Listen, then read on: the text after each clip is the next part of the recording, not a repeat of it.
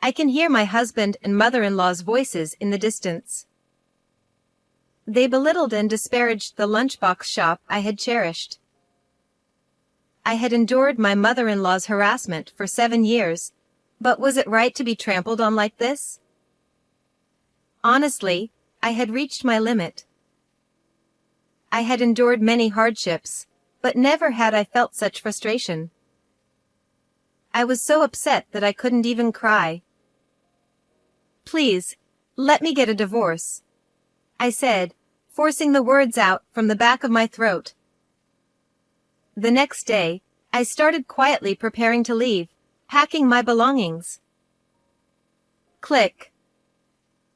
When I looked to see what it was, my husband's stepdaughter, Serena, was pointing her smartphone camera at me and laughing. Being divorced twice is so hilarious. Ha ha. Pathetic! You were probably dumped by your ex-husband too. Adding insult to injury, my husband chimed in. Just then, I heard the sound of a car outside. "It looks like my ride is here," I said, and everyone present looked puzzled. Outside, a luxury car with a chauffeur was waiting, and my husband, mother-in-law, and Serena were all taken aback. Ignoring their murmurs, the door quietly opened and out stepped a tall, handsome man who looked like a model. The moment Serena realized who he was, she screamed. Justin! He was a genuine model named Justin, about the same age as Serena. Amy and Jason just stared at him in disbelief, unable to grasp the situation. They couldn't believe such a big star was standing before them. Serena, covering her mouth and slightly excited, asked, But why is Justin here? I calmly and coolly responded, "My name is Nancy. I was divorced once, but I have now been remarried to my current husband, Jason, for 7 years. We are both working, with Jason employed as a company worker and me running a lunchbox shop. My shop is located just a little off the main street of the shopping district near the station. Welcome. How about a chicken lunchbox?" I had been selling lunchboxes at my shop, Nancy, and was calling out to customers that day as well. 7 years ago. Whether it was my voice or the smell of the lunchbox, Jason came into my shop. With his handsome face and tall, slender figure, he was the kind of man who could take your breath away. Outside, it was drizzling, and unlike the people hurrying past, he stood still, carefully looking at the lunchboxes displayed inside. He must have spent a good 10 minutes deciding. Excuse me. Can I have one chicken lunchbox, please? I remember how he looked embarrassed as he brought it to the register. After he paid, I put the lunchbox in a plastic bag and handed it to him. He then asked, Do you have some time after this? Maybe we could have a meal together. No, that would be inappropriate, I replied. Then, could I at least get your contact information? Of course, I refused that too, but he came back another day. So he continued buying a chicken lunchbox and making small talk before leaving. He'd mention things like how nice the weather was, how pretty the flowers outside were, or how delicious yesterday's fried chicken was. Through these repeated encounters, I gradually became attracted to him. We started sharing personal stories, and we discovered that both of us had been divorced before, which brought us closer together. Jason said, If you don't mind, would you go out with me? What? Actually, I fell in love with you at first sight when we met. He confessed. With that, our relationship quickly deepened, and it didn't take long for us to reach the goal of marriage. Being with him was so enjoyable that time seemed to fly by. Even after I started living with Jason, I continued running the bento shop. Of course, there were times when I thought about closing it down. Business wasn't always booming, and the building itself was getting old. But Jason reassured me with a smile. Don't worry! Nancy, your lockboxes are delicious. Be confident. We can still make the shop work with some renovations. I don't have the money for renovations, I said. I do! Jason replied. Let's get a quote from a contractor. Even though we were married, I felt it was too much to ask of him. I tried to refuse several times, but he didn't seem concerned. On the contrary, he said he was happy to help. In the end, we decided that he would cover about half of the renovation costs after discussing it together. After the renovation, the shop looked clean and almost brand new. It's like a brand new building. It's all thanks to you, Jason. Thank you so much. No matter how much I thanked him, I truly couldn't express my gratitude enough. Interestingly, after the renovation, we had a constant stream of customers. Some even mistook it for a new shop. The change in the shop's atmosphere likely contributed to this. All right, let's keep this momentum going. Let's add some new items to the menu. I felt energized and enthusiastic, and every day felt fresh and exciting. Even a simple trip to the supermarket became a quest for new lunchbox ideas. My cooking skills improved, and Jason, without any bias, would often say, Delicious! With a beaming smile. Focusing on the shop brought new energy into our lives. This lunchbox shop became my passion. With the addition of new menu items, I was more dedicated to the shop than ever before. As time went by, it was already almost a year since I remarried Jason. Compared to when we first started dating and during our honeymoon phase, our conversations had significantly dwindled. Given our age, it's perhaps natural that we've settled into a quieter routine. I didn't question this. What did concern me was Jason's fickleness. The phrase easily excited and easily bored described him perfectly. His hobbies constantly changed, and each time, he'd go on a spending spree. When he got into golf, he bought numerous balls, clubs, and outfits. He even became a member of a country club in another state and played golf with his fellow members weekly. Initially, I was genuinely impressed by his enthusiasm. However, our house soon overflowed with golf equipment, and just as I struggled to keep things organized, he picked up a new hobby, solo camping. He said it started because of an invitation from his golf buddies.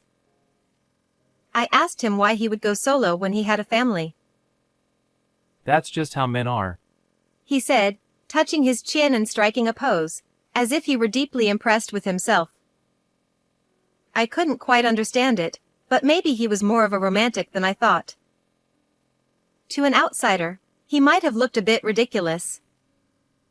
He started buying all sorts of solo camping gear. One-person tents, sleeping bags, foldable chairs, cups, plates, and other utensils began arriving in droves. He claimed he bought everything recommended on online shopping sites. Hey, don't you think you're buying too much? Where are you going to put all this? I'll just store it in the shed for now. He said. But the shed was already packed with golf equipment, leaving little space for the camping gear. He shrugged nonchalantly. Okay, I'll keep the camping gear in my room and put the tent and chair in the shed. He decided. So, he spent some time organizing the shed and finally managed to squeeze everything in. Jason's hobbies included not just camping, but also motorbikes, fishing, and bouldering. His equipment occupied various parts of the house, making it hard to keep track of where anything was stored. It seemed like he didn't have a concept of throwing things away, and the items just kept piling up. Eventually, his enthusiasm for solo camping faded, and the camping gear was left untouched. It was always my job to clean up the house, but my mother-in-law, Amy, would just watch and criticize. Nancy? You're touching Jason's things again without permission? Amy had a harsh attitude toward me and complained no matter what I did, even when I was tidying up. If we let things pile up like this, there will be no room to walk. Excuses! Excuses! Oh, how dreadful! She would say, sighing and looking at me with disdain before walking away. When I remarried and moved in with Jason, his mother also came to live with us. I'll be staying with you, she said, showing up with a large Boston bag and a carry-on suitcase. I was shocked. Apparently, Jason had approved the arrangement without telling me. I whispered to him, "You didn't tell me about this." It'll be fine. Mom's a good person, and I'll protect you if anything happens. He assured me. But I had a bad feeling. My intuition was right. The very next day, Amy's verbal attacks began. A bit bland, isn't it? I can't taste anything, she'd say, pouring more soy sauce or vinegar on the stew. If the cooking here is this bad, the lunchbox must be nothing special. Her words stung, making me feel as though all my efforts were being dismissed. Mom, please stop. Nancy made this for us. Jason would defend me initially. But whenever Amy said something, he would quickly fall silent. It seemed he couldn't stand up to his mother when she spoke sternly. Amy constantly found new things to criticize. Nancy, what's this dirt? Can't you even clean properly? She'd say, pointing to the dust and sand accumulating in the entrance. And the stairs too. There's dust gathering in the corners. How can you not notice? I know. I couldn't help but think that if she complained so much, she should at least help out a little. But she never did any cooking or cleaning herself. She just criticized me. Jason eventually stopped defending me. He probably didn't want to get involved in the hassle. When Amy started her tirades, he'd get up and leave the room, even during meals. See, because of you, Jason left without eating. Actually, it's because of you, I wanted to say but held back. Jason's stepdaughter, Serena, also looked down on me, encouraged by Amy. Hey, I told you I hate fish. Why did you serve it? Are you trying to annoy me? As a high schooler, Serena was outspoken and spoiled by Amy, refusing to eat anything she didn't like. Whatever. I'm done, she'd say, leaving the table, ignoring my efforts to provide balanced meals. I wondered how long this daily struggle would continue. Despite my worries, I put on a cheerful face at the lunchbox shop, my one sanctuary. Since the lunchbox shop gained popularity, sales have increased, and we have acquired several large clients. This was unimaginable before the renovation. The shop's success is thanks to Jason, I thought. I tried everything I could, new seasonal menus, and smaller and healthier options for women. Still, Amy and Serena scoffed, making me feel frustrated. Even after 7 years of marriage, nothing changed. Despite the constant sarcasm, I developed a habit of letting their comments go in one ear and out the other. When I didn't react to their remarks, Amy and Serena seemed to lose interest and eventually stopped. Meanwhile, Jason started coming home late more frequently. I wondered what was going on, but the smell of perfume on his suits and shirts gave it away. It was a sweet, feminine scent, unlike anything Jason would wear. He must have another woman. A man who quickly loses interest in his hobbies likely does the same with relationships. Amid these troubled days, I returned home after a day at the lunchbox shop to find Jason making an unexpected demand. We're selling the lunchbox shop for cash. You should find a job that pays more, he declared. I was stunned, standing still with my eyes blinking in disbelief. What? Did you just say we're selling the shop? That's right. Get rid of that lunchbox shop that only poor people visit, he insisted. I had no idea what had brought this on. Soon, Amy joined in from behind, gleefully saying, That's right. It's embarrassing to run a lunchbox shop for commoners. Her eyes sparkled as if she thought it was a brilliant idea, but I could sense nothing but malice. Why do we need to sell my shop? We're not in financial trouble, I protested. I need the money right away, Jason responded. For what? I asked. Stop arguing and do as Jason says.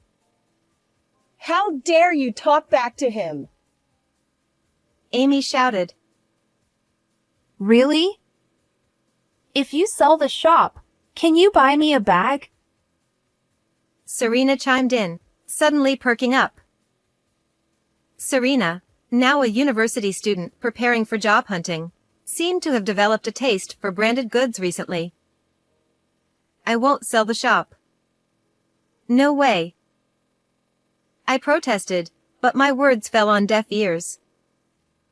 Jason declared. The shop is under my name anyway. Don't pretend you've forgotten. His words shocked me. During the renovations, we changed the ownership to his name, thinking it would be beneficial in the future. I had trusted Jason completely. I never imagined it would backfire like this. Their voices seemed to grow distant as they argued. My precious lunchbox shop was being taken away, ridiculed, and belittled. For 7 years, I endured everything Amy said, but now, to be trampled on like this? I had faced many hardships, but nothing had ever felt so painful. I was so angry I couldn't even cry. I want a divorce, I said, my voice barely a whisper from deep within my throat. The next day, I began quietly packing my things. I filled a suitcase and several boxes with clothes and personal items. I even packed the mug I used. Click. I heard the sound of a camera shutter. When I looked up, Serena was aiming her camera at me, laughing. Divorced twice? That's hilarious, she mocked. Miserable, are you? Got dumped by your first husband too, huh? Jason added, twisting the knife. At that moment, he reminded me of his mother. I supposed it was natural, given they were related. Amy was humming happily. As I finished packing and carried my things to the entrance, I heard a car pulling up outside. It looks like my ride is here, I said. Everyone looked puzzled as I opened the door and stepped outside with my luggage. a chauffeur-driven luxury car was parked outside, leaving Jason, Amy, and Serena stunned. Amy asked, "What's with this car?" Jason added, A luxury car? Why? Serena noticed someone stepping out of the car, and exclaimed, Hey! Someone's getting out! Ignoring their murmurs, I watched as the car door opened. Out stepped a tall, handsome young man, looking like a model. The moment Serena recognized him, she screamed. Justin! The young man, Justin, was a bona fide model, not just in America but globally. He was a national heartthrob, starring in hit dramas and movies. His roles ranged from charming high school boys to enigmatic villains, earning him a reputation as a genius actor. Amy and Jason stared at him, failing to comprehend who he was. They couldn't believe such a big star was in front of them. Serena, covering her mouth in excitement, asked, But why is Justin here? Calmly and composed, I replied, He's my son. What? Serena and Jason shouted in unison. Justin gave a polite bow to the bewildered trio. Thank you for taking care of my mom. He said, his tone gentle but his eyes stern.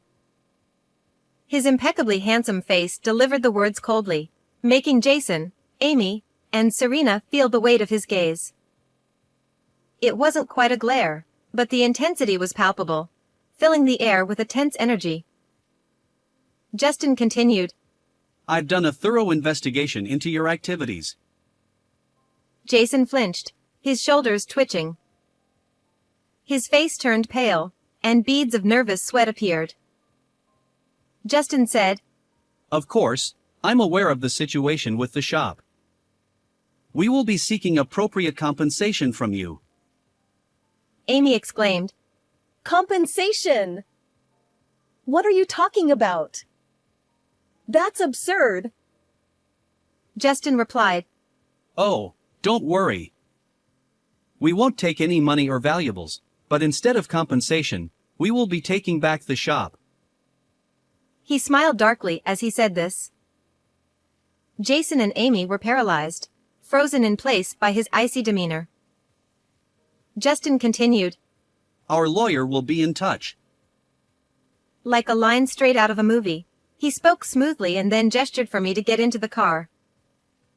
The only one who didn't stay silent was Amy, who shrieked in her high-pitched voice. Wait!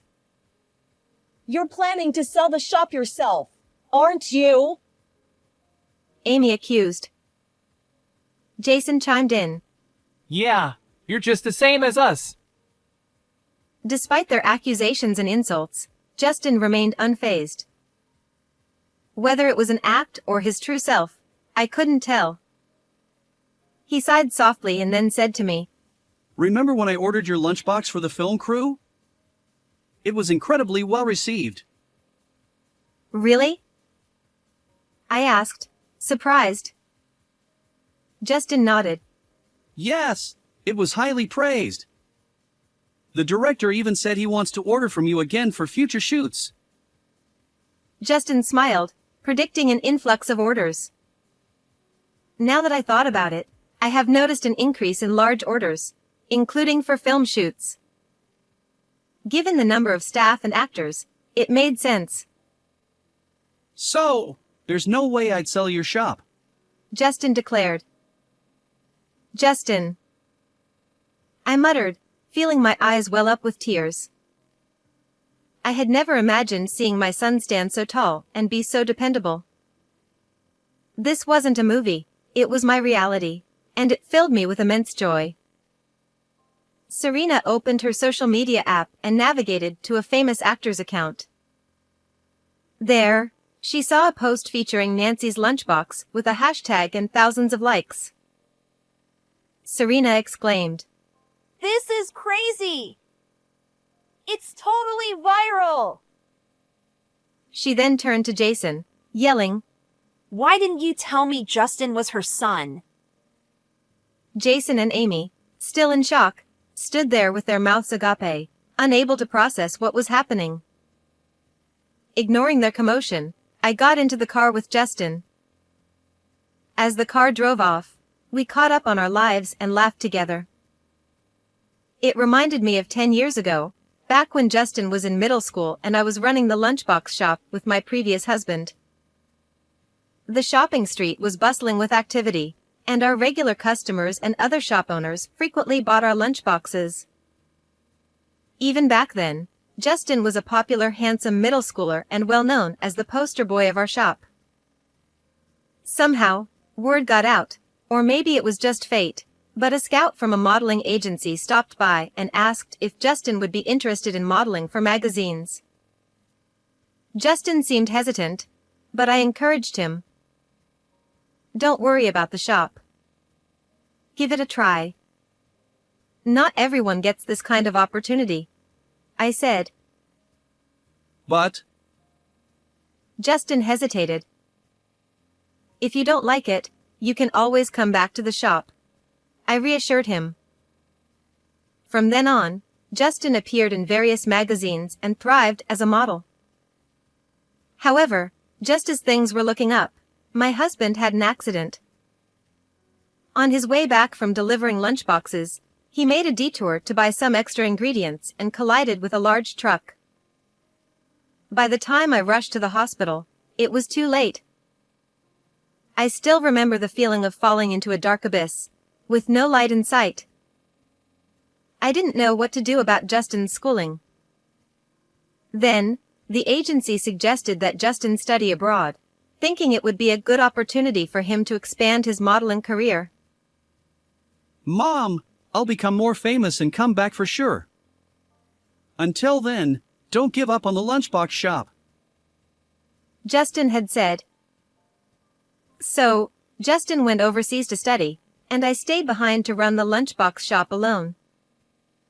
Even while he was abroad, we kept in touch, and I occasionally mentioned my remarriage. But I kept Justin's existence a secret from Jason. I worried that revealing it to my new family might cause unnecessary trouble. I didn't want anything to hinder my son's career. Even after remarrying, Justin and I continued exchanging messages regularly. However, to avoid worrying him, I didn't mention Amy's harassment or the issues with the shop's ownership. I always sent the same messages, saying I was doing well and encouraging him to do his best. Despite that, Justin seemed to sense something was off. Recently, I've been worried about you, Mom. So, I looked into a few things. Justin admitted. Oh, you silly boy. I'm sorry for making you worry, I said. No, I didn't want anything bad to happen to you, Justin replied. Welcome home. Thanks, Mom. We embraced each other warmly, savoring the moment. Justin said, So Mom, let's talk about the future. To my surprise, he had arranged a house for me. Please don't trouble yourself. I can manage on my own, I replied. It's fine. I want to be a good son and take care of you, He insisted. The house was within walking distance of the lunchbox shop, fully furnished with all the appliances and utensils I could need. It was the epitome of comfort and convenience. I was so moved and grateful that I almost cried.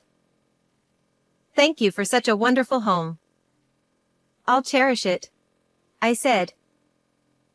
From that day on, I started a comfortable life in my new house. Justin quickly hired a lawyer to settle things with Jason.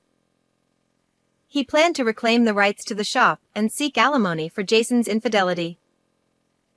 Additionally, he intended to demand compensation from my mother-in-law for the mental distress she had caused me. However, what the lawyer discovered was even more shocking. Jason was currently involved in disputes with multiple women, at least 4 besides myself. Realizing what a shameless man he was, I felt more relieved than ever that I had managed to divorce him. I also heard from the lawyer that Amy and Serena have become reclusive.